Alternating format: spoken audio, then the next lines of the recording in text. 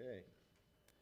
Good evening, everyone, and welcome to the January 11th Tyngsborough Zoning Board of Appeals meeting, where under the provisions of Chapter 40A, Section 11 of the Massachusetts General Laws, the Tyngsborough Zoning Board of Appeals will hear requests for variances and/or special permits. Hearing number one tonight. We only have one hearing tonight.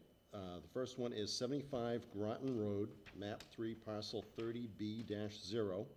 Mr. Kevin Monroe, applicant for a variance under section 2.12.50, right side yard setback of the Tyngsborough zoning bylaws, and any other permit relief as may be required under the Tyngsborough zoning bylaws to construct a 30.7-foot by 33-foot addition to an existing home in an R1 zoning district, advertised in the Lowell Sun, November 30th and December 7th, 2023. Mr. Monroe, would you like to present your case, please? Oh, one more thing. I'm sorry. I would like to have a motion for the reading of the abutters list, to waive the reading of the abutters list. Motion to waive the reading of the legal notice of the abutters list. Second? And I have a second. All those in favor? Aye. Aye. Okay.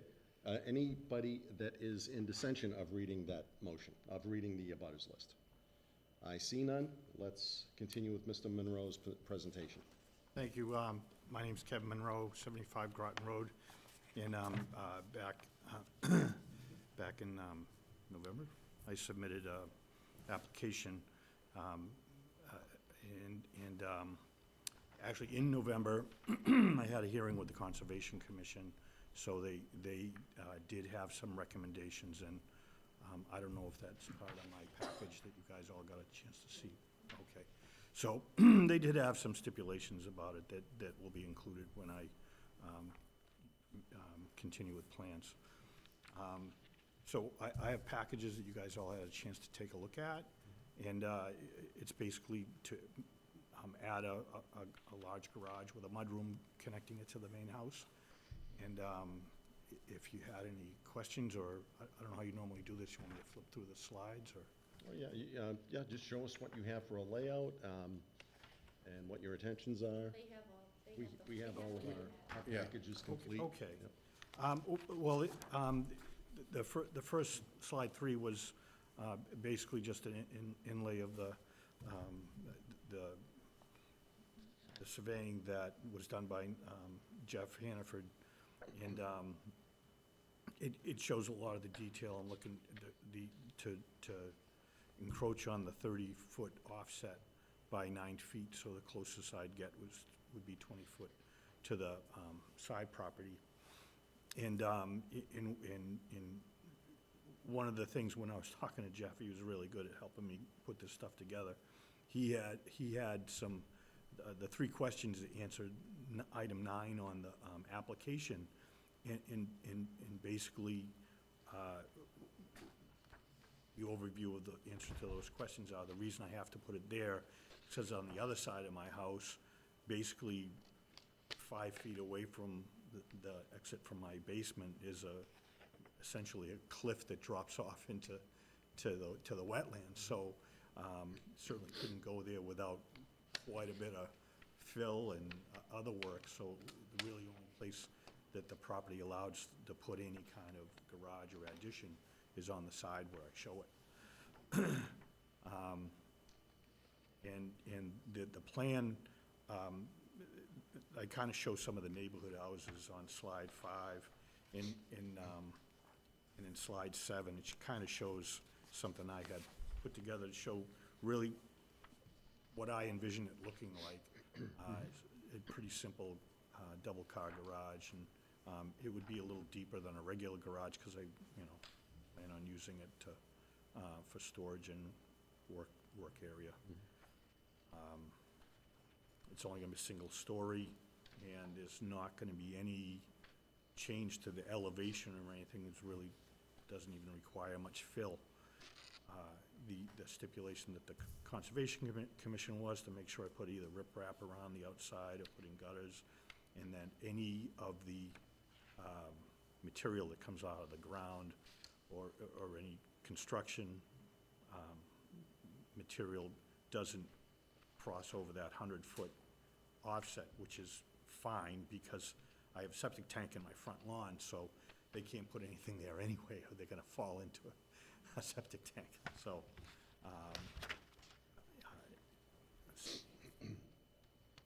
I guess, are there any questions? I can't really think of anything else to tell you. Okay, at this point, I would usually ask if there are any abutters present to speak for or against the application. I see no one else in the audience. We can. Motion to close the public Well, hearing well, part? well, I have a couple of questions. okay. So I'd like to keep it open just for a moment and go around table to see if anybody else has any questions. Nikki, we'll start with you. Do you have any other questions on this proposal? I don't have any questions based on his slide 4 of 13. I think he did a good job of addressing all of the criteria. Yep. Adriana? No, I agree. I think the pictures are a great representation of what the neighborhood characteristics are on page 5. Thank you.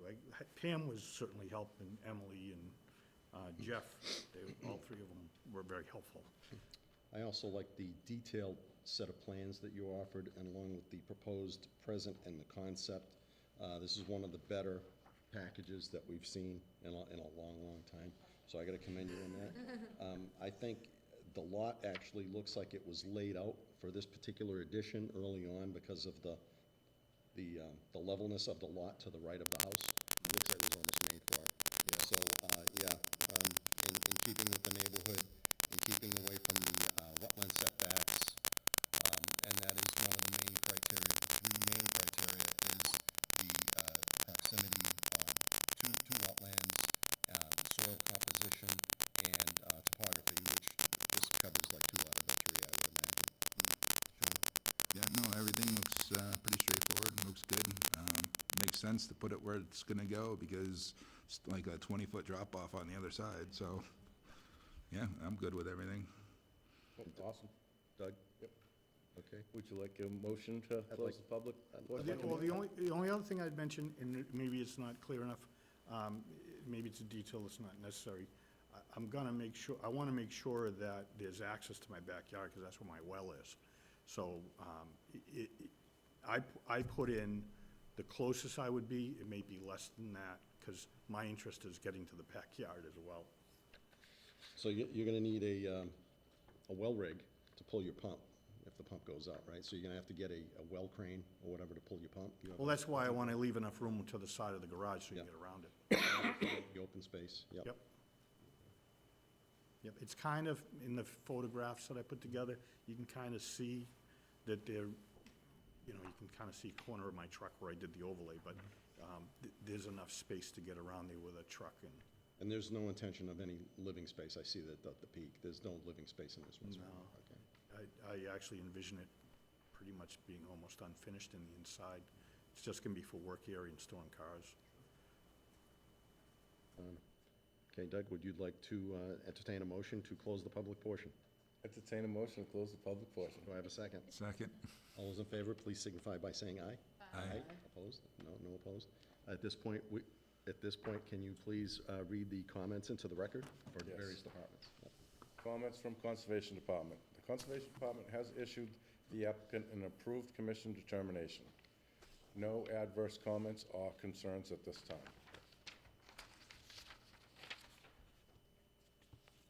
Paul Welcome, the Building Department has no adverse comments. Fire Department has no comments. Patrick Sands, Assistant Chief. Brenda Feeney, Tax Office has no comments. Kerry Oon, no issue with this project. The septic system is located in the front of the proposed garage. Please make sure heavy equipment does not go on top of the system.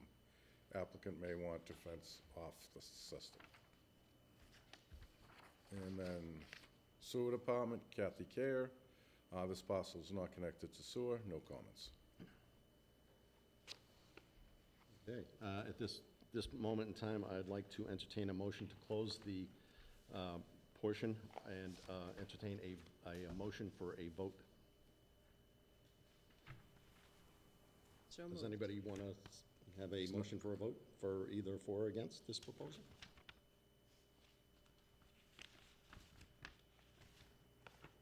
Okay, I will. I'll make a motion. I'll make a motion for 75 Groton Road, Kevin Monroe, application for variance under section 21250, right yard setback of the Tyngsborough zoning bylaws for 9-foot relief from 30 feet to 21 feet. And, let's see, I don't see any other variance requirements for this. For construction of a 30.7-foot by 33-foot addition, garage addition to an existing home in an R1 zoning district. That's my motion. Second. I have a motion and a second. All those in favor, please signify by saying aye. Aye. Opposed? The ayes carry. You now have a variance for your new garage. Great, thank you very much, guys. Appreciate Mr. Monroe, thank you again for your packet of information that really helps us in determining a lot of the questions, answers a lot of the questions that we may have. And a lot of Great, these- good. Thanks, I'm Very glad good you job. appreciated it. Thank you. Have a good night, thank you. Motion to approve the minutes from November 9th, 2023. Did everybody have a chance to read the notes for the minutes? Yes. Everybody? Okay. I will second that motion. All those in favor, please signify by saying aye. Aye. There are no opposed. Motion carries. New business. Any new business that's not currently on the docket? Yes. So you two are on the zoning review committee, Zoning Review Committee, yes. and when's your next meeting? I usually have that written down. I don't have that. Eric Salerno, I don't know if he's published the next meeting. My concern is we're getting these emails from a low-income lottery house is being sold, and it's coming out of the inventory. Is there a way we can stop that by a new zoning bylaw?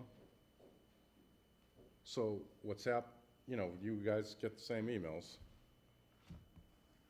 There was one that was going, I don't know if I can get too detailed, but there was one that was going to be an action taken.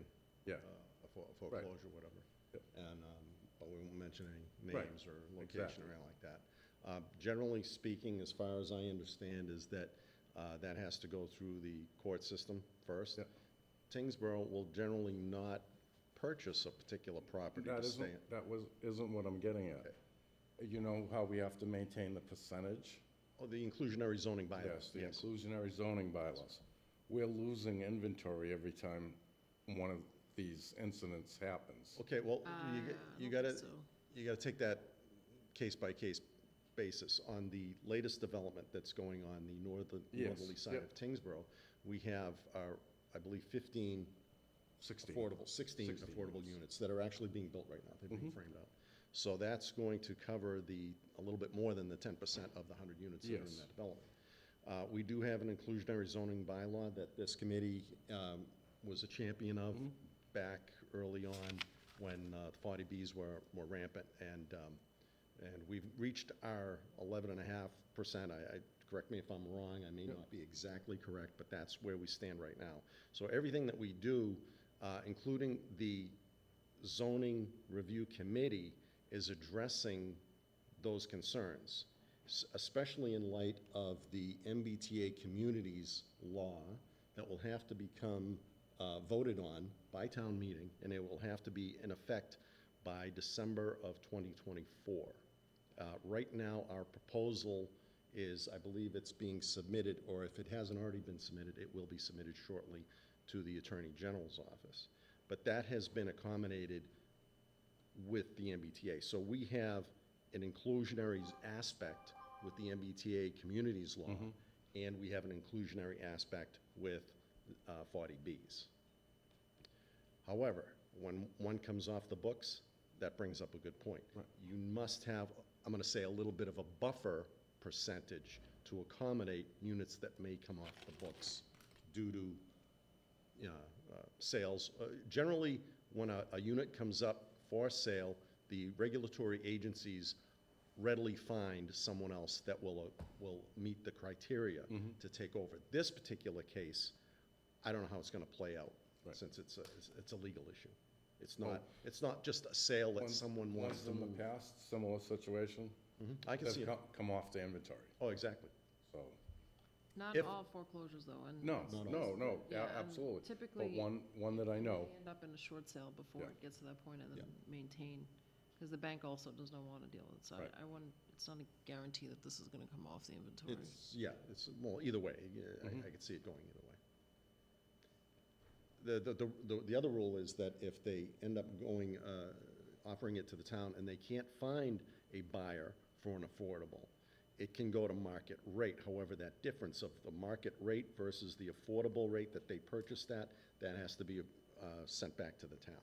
And that goes into the fund, not the general fund, but the Yeah. fund for affordables, yes. I think we're fine. okay, Well, it's a good point, though. It's something It that is we a should be good aware point. of. And Yeah. it's, the concern is when the larger parcels go. So if any of the town farms go, that's when we have the inclusionary zoning bylaw in effect to protect us against those kinds of events. Yeah, we'll find out when that, I'll copy you on the next meeting that we have. It should be coming up soon. Okay, anything else that anybody would like to discuss that's not on the agenda? No? Okay. would you entertain a motion to adjourn? I would like to entertain a motion. Motion to adjourn? Motion to Second? adjourn. And I have a second. All those in favor, please signify by saying aye. Aye. Opposed? The ayes have it. Good evening, everyone. Happy New Year. Happy New Year.